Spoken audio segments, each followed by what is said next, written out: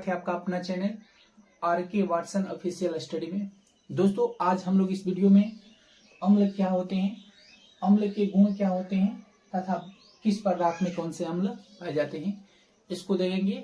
दोस्तों अगर यह वीडियो आप लोगों को पसंद आए तो हमारे वीडियो को लाइक और चैनल को सब्सक्राइब कर लीजिएगा ताकि आने वाले मेरे हर एक वीडियो का नोटिफिकेशन आप तक पहुंचते रहे। चलिए दोस्तों समय को न गवाते हुए अपने टॉपिक पर चलते हैं। दोस्तों अम्ल को इंग्लिश में एसिड कहते हैं। अम्ल को इंग्लिश में एसिड कहते हैं जिसकी उत्पत्ति एसिडस शब्द से हुई है। अम्ल शब्द की उत्पत्ति एसिडस शब्द से हुई है, एसिडस शब्द से हुई है ना, जिसका अर्थ होता है खट्टा। तो सर्वप्रथम जो एक व्यक्ति थे जिसका नाम था रॉबर्ट बॉयल ने सर्वप्रथम अम्ल को परिभाषित किए थे कि अम्ल वह पदार्थ होता है जो स्वाद में खट्टा होता है। लेकिन अलग अलग वैज्ञानिकों ने अम्ल को परिभाषित अपने अपने शब्दों में किए हैं। हमने जो ये परिभाषाएं दी है, अर्हेनियस ने एक परिभाषा दिए थे अम्ल से संबंधित कि अम्ल वह पदार्थ होता है जो जल में घुलकर हाइड्रोजन धन आयन देता है।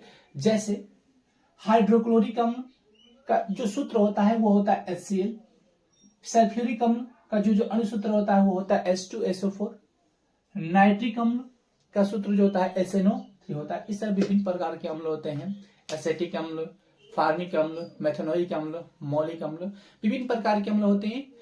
यह परिभाषा अर्हेनियस के अनुसार दिए हैं। अर्हेनियस ने कहे थे कि अम्ल वह पदार्थ होता है जो जल में घुलकर हाइड्रोजन धन आयन देता है। अम्ल वह पदार्थ होता है जो जल में घुलकर हाइड्रोजन धन आयन देता है। का टॉपिक है अम्ल के गुण। आखिर दोस्तों हम लोग कैसे पहचानेंगे कि कोई पदार्थ अम्ल है या क्षार? इसके लिए हम लोग को पदार्थों के कुछ गुण को देखा जाता है जिसके आधार पर हम लोग ये अनुमान लगाते हैं कि यह पदार्थ अम्ल है। दोस्तों अम्ल का जो स्वाद होता है, अम्ल का जो स्वाद होता है वो खट्टा होता है। कोई भी पदार्थ खाइएगा जिसका स्वाद खट्टा लगे वो पदार्थ अम्ल होगा। जैसे हम लोग सेव खाते हैं में मौलिक अम्ल पाया जाता है जिसके आधार पर वो खट्टा होता है। उसी तरह नींबू की बात करें, नींबू और संतरे की बात करें तो नींबू और संतरे में जो पाया जाता है सिट्रिक अम्ल पाया जाता है, जिसके कारण जो नींबू होता है, संतरे होते हैं, इनका स्वाद खट्टा होता है। सिरका की बात करें तो सिरका का भी स्वाद खट्टा होता है क्योंकि उसमें एसिटिक अम्ल पाए जाते हैं। इमली का भी स्वाद खट्टा होता है क्योंकि इमली में टाइट्रिक अम्ल पाया जाता है। बहुत प्रकार के पदार्थ है जिसका स्वाद खट्टा होता है। तो आगे हम लोग नीचे ये दिए हुए हैं कौन से पदार्थ में कौन से अम्ल पाए जाते हैं जिनके कारण उनका स्वाद खट्टा होता है। चलिए दोस्तों अम्ल के अगले गुण को समझते हैं कि अम्ल का दूसरा गुण क्या होता है, कि आखिर कैसे पहचानेंगे कि कौन से पदार्थ अम्ल है। तो दोस्तों दूसरा तरीका ये है कि अम्ल का जो पीएच मान होता है वो 7 से कम होता है। दोस्तों आगे हम लोग बताएंगे कि पीएच स्केल क्या होते हैं। ये पीएच स्केल है। दोस्तों पीएच मान का मतलब होता है प्रोटीन ऑफ हाइड्रोजन, कि किसी बिलियन में हाइड्रोजन की कितना मात्रा है, किसी बिलियन में हाइड्रोजन की कितना मात्रा है। तो दोस्तों आगे बताएंगे कि पीएच स्केल क्या होते हैं, पीएच स्केल के आधार पर कैसे हम लोग पहचानते हैं कि कौन सा पदार्थ अम्लीय है कौन सा क्षारीय है।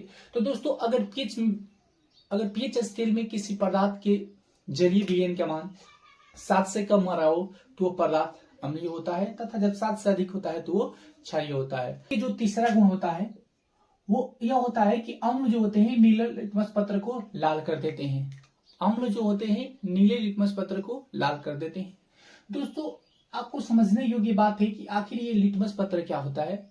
तो एक सूचक होता है जिसका प्रयोग हम लोग अम्ल और भस्म को जांचने के लिए करते हैं। यह जो लिटमस पत्र होता है यह लाइकेन के पौधे से प्राप्त किया जाता है, जो कि एक सूचक के तौर पर काम करता है। जब हम लोग किसी भी अम्ल के जलीय विलयन में, अम्ल के अगर जलीय विलयन में अगर लिटमस पत्र को डुबाते हैं तो इस लिटमस पत्र का रंग जो होता है, पत्र का जो रंग होता है वो नीला से लाल हो जाता है, नीला से लाल हो जाता है।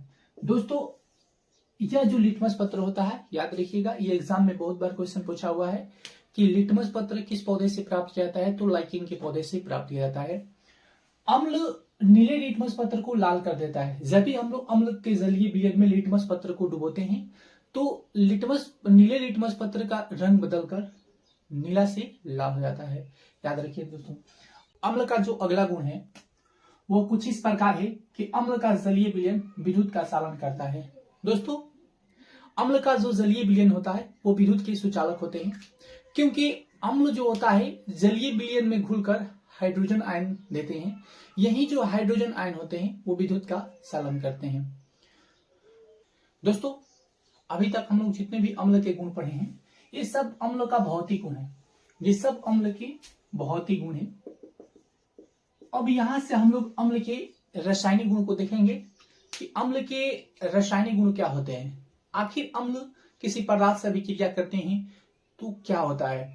चलिए दोस्तों, अम्ल के हम लोग अगले रासायनिक गुण की ओर देखते हैं कि अम्ल के गुण क्या होते हैं। देखिए दोस्तों, अम्ल जब भी धातु से अभिक्रिया करेगा तो हाइड्रोजन गैस मुक्त करता है। अम्ल को अगर धातु से अभिक्रिया कराई जाती है तो वह हाइड्रोजन गैस मुक्त होता है।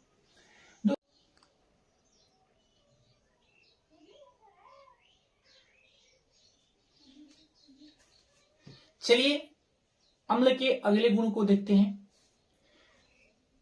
दोस्तों, अम्ल की जब अभिक्रिया भस्म से कराई जाती है तो अम्ल जो होता है भस्म से अभिक्रिया करके लवण तथा जल बनाता है। जब अम्ल की अभिक्रिया भस्म से कराई जाती है तो जो अम्ल होता है भस्म से क्रिया करके लवण तथा जल बनाता है।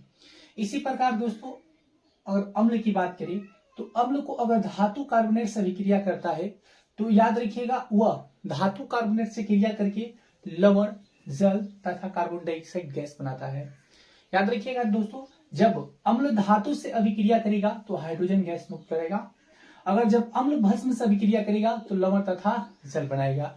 इसी प्रकार जब अम्ल को धातु कार्बोनेट से अभिक्रिया कराई जाती है तब लवण, जल तथा कार्बन डाइऑक्साइड गैस बनता है। दोस्तों, ये जो गुण है अम्ल के, ये जो गुण है ये रासायनिक गुण होते हैं कि अम्ल को अगर हम लोग किसी धातु से अभिक्रिया कराएंगे तो हाइड्रोजन गैस मुक्त होता है। और उसी प्रकार जब अम्ल को हम लोग भस्म से अभिक्रिया करेंगे तो लवण तथा जल बनता है। जब हम लोग अम्ल की अभिक्रिया धातु कार्बोनेट से कराते हैं तो लवण, जल तथा कार्बन डाइऑक्साइड गैस बनता है। ये दोस्तों, ये जो तीनों गुण है ये रासायनिक गुण होते हैं कि जब अम्ल की अभिक्रिया धातु से कराएंगे तो हाइड्रोजन गैस उत्पन्न होगा, जब अम्ल की अभिक्रिया भस्म से कराएंगे तो लवण तथा जल प्राप्त होता है, और उसी तरह अम्ल की अभिक्रिया अगर धातु कार्बोनेट से कराते हैं तो लवण, जल तथा कार्बन डाइऑक्साइड गैस प्राप्त होता है। दोस्तों, ये जो तीनों गुण है ये अम्ल के रासायनिक गुण होते हैं। ये तो याद रखना है दोस्तों, यहाँ पर नोट करके लिख दिए हैं कि अधातुओं के जो गुण होते हैं वो अम्लीय प्रकृति के होते हैं। अधातुओं के जो गुण होते हैं अम्लीय प्रकृति के होते हैं।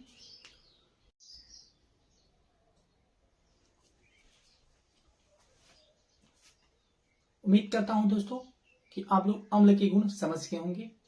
तो चलिए अब हम लोग विभिन्न पदार्थों में अम्ल की उपस्थिति, किस पदार्थ में कौन से अम्ल पाए जाते हैं। चलिए दोस्तों हमने यहाँ पर दो बॉक्स बना दिए हैं।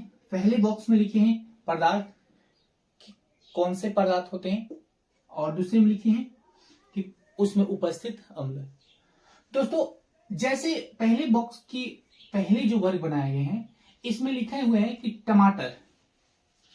दोस्तों, टमाटर में जो अम्ल पाया जाता है याद रखिएगा ऑक्सैलिक अम्ल पाए जाते हैं। जो टमाटर में अम्ल पाए जाते हैं ऑक्सैलिक अम्ल पाए जाते हैं, जिसके कारण टमाटर का स्वाद कैसे होता है, खट्टा होता है।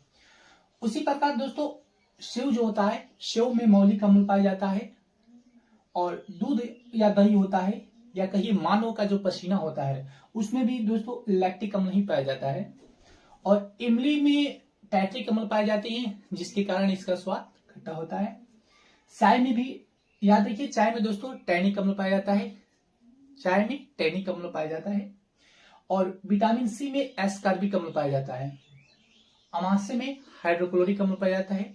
अमाशय को हम लोग सामान्य तौर पर पेट बोलते हैं। दोस्तों, नींबू या संतरा में सिट्रिक अम्ल पाए जाते हैं, जिसके कारण नींबू या संतरे का स्वाद खट्टा होता है। दोस्तों, उसी तरह सिरका की बात करें तो सिरका में एसिटिक अम्ल पाया जाता है। और घास की बात करें तो घास में बेंजोइक अम्ल पाया जाता है। और चींटी के डंक में बात किया जाए तो फार्मिक अम्ल पाया जाता है।